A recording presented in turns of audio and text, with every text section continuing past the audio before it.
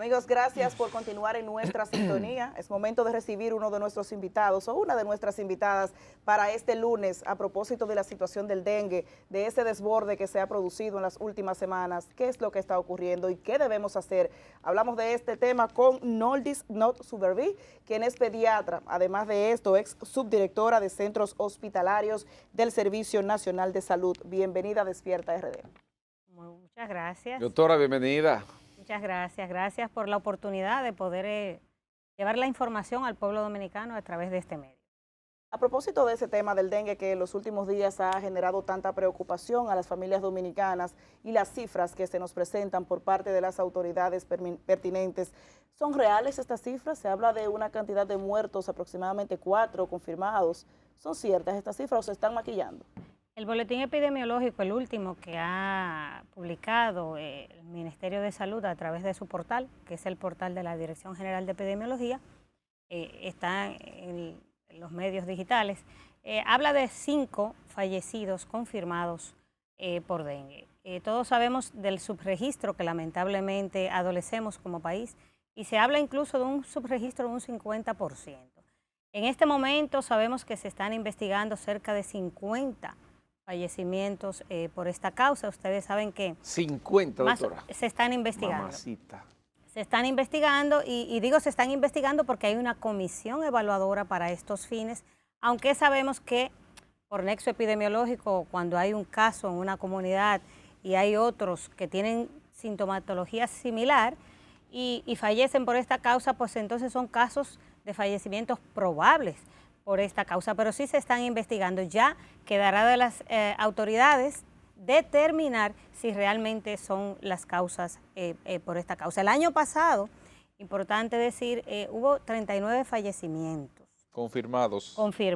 Realmente el comportamiento epidemiológico... Y eso es mucho, doctora. Es mucho, porque no debe fallecer nadie por dengue, sobre todo en un país endémico de dengue, o sea que el dengue es...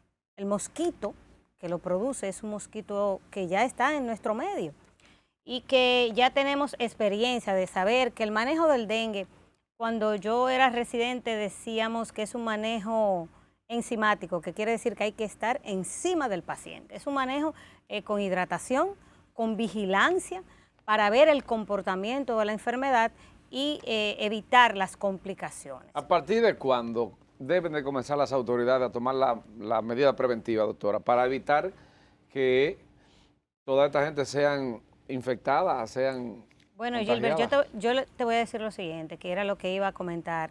Desde el año pasado, el dengue mantiene un comportamiento con incrementos, o sea, hacia el alza, que para eso está la vigilancia epidemiológica. Claro, no, es lo que se espera para esta época, porque el dengue tiene un comportamiento cíclico y hay unos periodos, cada 3 a 5 años, tiene un comportamiento que va al alza, no solamente en nuestro país, sino en el resto de las Américas. Para eso decía está la vigilancia epidemiológica, porque usted ve el comportamiento de la entidad. Desde el año pasado, no solo en nuestro país, sino en el resto de las Américas, el dengue viene con un comportamiento hacia el alza. Es tanto así que para la semana epidemiológica 32, que es la última que reporta el Ministerio de Salud, el año pasado hubo 270 casos. Wow. Pero este año ya hay 539 casos. Entonces, si hablamos del periodo comprendido entre la 29 y la 32, también es el doble de casos. Entonces, venimos mirando como autoridades que ya el dengue tiene un comportamiento al alza. No podemos estar actuando de manera pasiva, sino que hay que ir en busca de la solución en las comunidades. ¿Por qué? Porque como país que estamos en el trópico, tenemos las condiciones idóneas para la replicación del mosquito. O sea, ¿cuáles son esas? Calor, falta de agua, la gente tiene que acumular agua, almacenarla, no la almacena de forma adecuada. Y entonces el hacinamiento, la falta de educación de la gente, porque también la gente no coopera, pero las autoridades no van a reforzar la parte educativa, que no debe ser en este periodo de tiempo, sino de forma permanente. Doctora, ¿los centros de asistencia están en las condiciones óptimas para que una vez ya infectada la persona, ¿verdad? No alcanzó el rango de la prevención, una vez infectada la persona pueda recibir las atenciones en el sentido que se espera, en el nivel que se espera. Porque nosotros vemos muchos casos y esta semana, por ejemplo, bueno, la semana pasada se ponía sobre la mesa el tema de que las camas están totalmente ocupadas en los principales centros hospitalarios, sobre todo los que tienen atención a infantes y adolescentes, o sea, ese rango hasta los 14 años por ahí, que es donde hace mayor nivel de afectación este dengue. Excelente tu pregunta. Y ahí también vamos al tema de la planificación y vamos al tema de la gestión. Efectivamente, la población pediátrica es la que se ve más afectada y vemos los hospitales desbordados. Para nadie es un secreto porque están ahí. O sea, el Hospital Hugo Mendoza con un centenar de pacientes, con pacientes ingresados en los pasillos, en las emergencias, en las sillas. El Robert Rick Cabral, lo mismo. Entonces las autoridades, ¿por qué con tiempo no han buscado soluciones a esto para aumentar el número de camas? Pero eso no es nada. Te voy a decir algo sobre eso. Las autoridades saben, porque en el boletín epidemiológico está plasmado, que la mayoría de los casos son en el Gran Santo Domingo, sobre todo en Santo Domingo Norte. Acaban de inaugurar un hospital general que tiene un gran número de camas. ¿Por qué ir a aumentar, que no estamos en desacuerdo, el número de camas, la dotación de camas en el hospital, en la nueva área que abrieron o ampliaron en el Marcelino Vélez Santana, en Herrera? Si la mayoría de los casos está en Santo Domingo Norte y tenemos un hospital nuevo, y justo al lado, que lo divide una marquesina del hospital pediátrico, ¿por qué no aumentar el número de camas ahí y evitar el Mario Tolentino Dip y evitar el traslado de los pacientes? Entonces también ahí hay fallas en la gestión. Entonces lo están llevando de aquí para el Marcelino. De Herrera para Santo Domingo. No. ¿Y no era mejor ahorrarse ese trabajo y dejar esa cama ahí? Eso es lo que entendemos. Villamella. Entonces, eso es lo que entendemos. Eso es traslado de un paciente en condición delicada, sobre todo un paciente pediátrico, Doctora, no es como el lo chavo adecuado. del 8. Doctora, la gente en casa siempre Estamos como el Chavo del Ocho. toma prevenciones y también se automedica cuando siente que tiene los síntomas antes de llevarlo al centro asistencial. Primero, ¿qué tan efectiva es la vainilla? Porque la gente dice, te colocas vainilla y no te pica el mosquito. Y segundo, el famoso jugo de ají morrón, Vainilla. el ají morrón con la guayaba, ¿qué tan efectivo puede ser? Y otros tipos de remedios que se utilizan en casa antes de llegar a un centro Doctor, la vainilla asistencial. sirve para eso. Es como repelente que la gente lo usa. Esas son medidas Como repelentes. Entonces así, y te chupa, Y la la gente vaina. se coloca la Sí, vainilla Como en la piel repelente, para como reducir. repelente. Mira, yo no es había- para evitar, no para curar nada. Ah, ok. Yo no había escuchado lo de la vainilla, pero sí sé que los olores O esta fuertes. vegana sabe demasiado. Incluso se recomienda en muchos lugares la ingesta de los complejos vitamínicos de la B1 cuando se va a viajar a países donde zonas endémicas para malaria, para enfermedades transmitidas por mosquitos, porque se transpira y el mosquito se aleja de la persona cuando transpira la vitamina, ¿no? Pero lo de la vainilla y el ají morrón, mira, lo más importante es decirle a la población, y esto sí va en serio, que no se automedique, que busque ayuda de un profesional de la salud. También es importante decirle a la gente que el dengue es una enfermedad transmitida por un mosquito urbano que puede crecer en medio artificial o natural. ¿Qué quiere decir eso? Tanto en el suelo cuando hay humedades, como en una tapita de refresco, una cáscara de huevo, que ya se ha dicho hasta la saciedad, que produce fiebre, que puede durar de 2 a 7 días. Entonces, si usted tiene fiebre, enrojecimiento de su piel, dolor detrás de los ojos, dolor en las articulaciones, usted o su niño, no se automedique, no tome el jugo de ají morrón, lo puede tomar porque no le va a hacer daño, pero no es la cura para el dengue.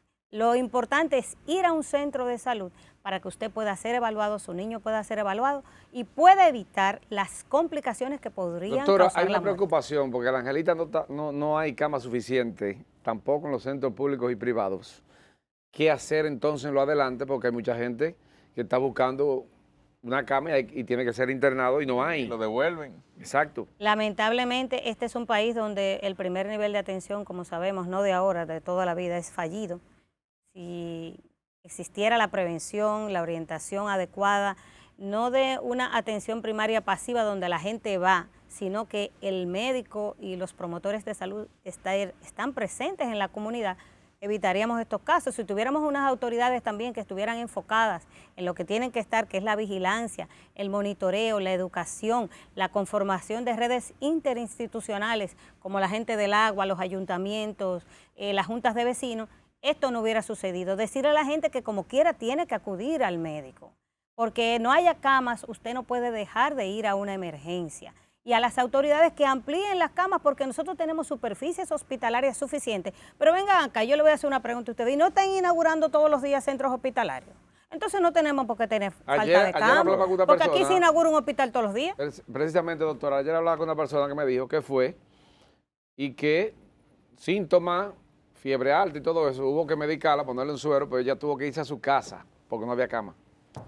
Es que eso no es correcto, eso no es correcto porque cuando llega la fase crítica del dengue, eso es cuando la fiebre cae, ahí es que hay que vigilar al paciente para ver si no tiene complicaciones. Entonces, realmente ese no es el manejo adecuado. ¿Se debe entonces recurrir al internamiento en cada caso de dengue o hay algunos que se pueden tratar ambulatorio? No hay que recurrir al internamiento. Lo que estamos diciendo es, para aclarar esa parte, que el dengue debe ser manejado y evaluado por un profesional de la salud para determinar en qué caso es necesario el internamiento.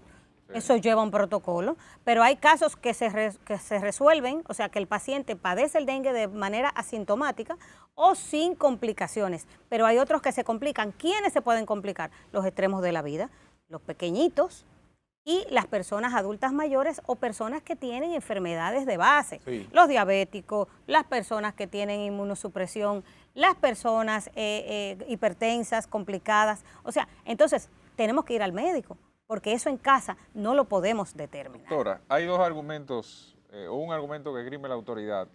La difusión del serotipo 3, que supuestamente teníamos tiempo sin eso y que por eso hay una propagación mucho mayor del dengue.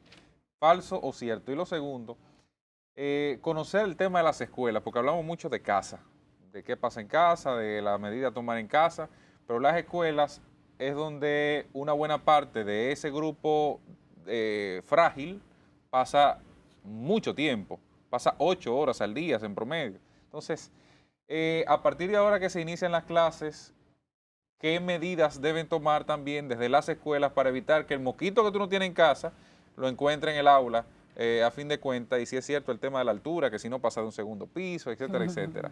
Todos esos mitos que la gente tiene. Tú me has hecho varias preguntas en una misma, te lo voy a contestar claro, por partes.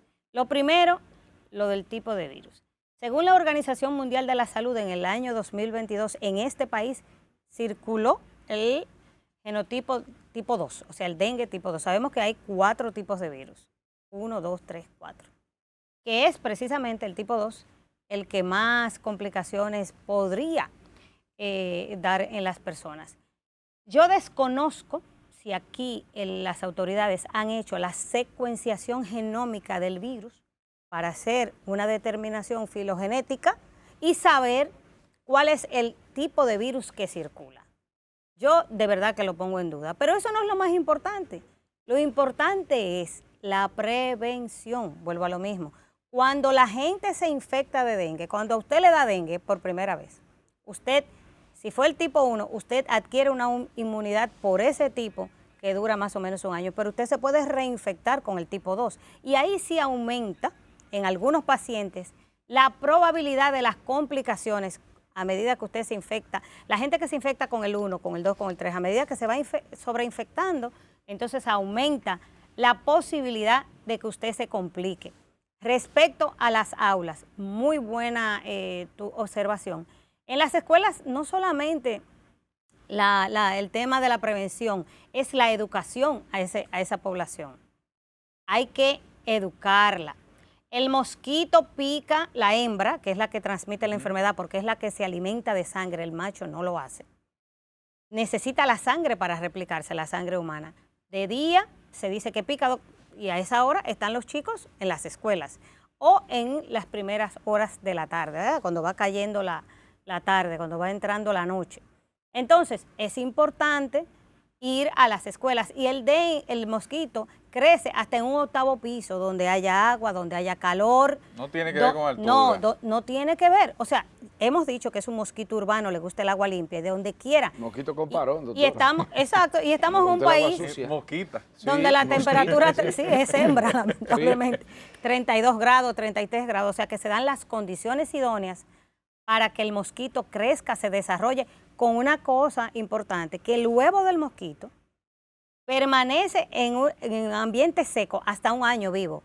Y si se vuelve y se humedece, reactiva su ciclo vital. No, es terrible, se niega la muerte. Entonces por eso es importante el uso del cloro, del abate, que son larvicidas, para terminar inmediatamente de erradicar este vector que nos está azotando. Y esto va a seguir en aumento si las autoridades no toman las medidas. Señores, y es que ya es tarde, porque ya esto se replicó. Se habla de un brote epidémico. Y yo les voy a decir a ustedes, un brote epidémico es cuando ocurre una enfermedad, ¿verdad?, producida por un agente infeccioso en un momento determinado y en una zona determinada. Pero cuando esa enfermedad se prolifera de manera activa, que es lo que está pasando ahora, y el brote se descontrola, aumentan los casos en un área geográfica. Entonces lo que tenemos que es una epidemia. Y hay que prevenir. Bueno, doctora, muchísimas gracias. Ahí está el mensaje para la población. Doctora, ¿a Usted- los ricos le da dengue?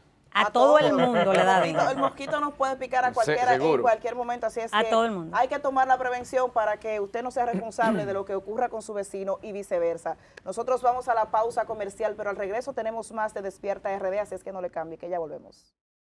Despierta.